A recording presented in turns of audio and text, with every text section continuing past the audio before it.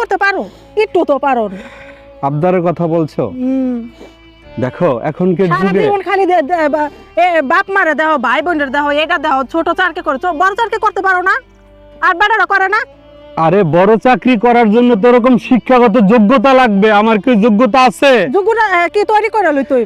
আমি তো ঠিক মতো ভাতই খাইতে পাই না, আমার এই এতটুকু থাকতে আমার বাপ মারা গেছে, আমি তো আমার নিজের করে আমি যতটুকু পারছি কাজ কাম করে আমি চলছি, আর আজকে তুমি আমার সাথে এরকম আচরণ করলা, আমি আসলে কি যে আবেগ control দিয়ে করতে দুনিয়া পারি না। চলে না, বুঝছো? আমি তোমার অনেক ভালোবাসি, কখন আমি তোমার হারাইতে পারবো না জানো।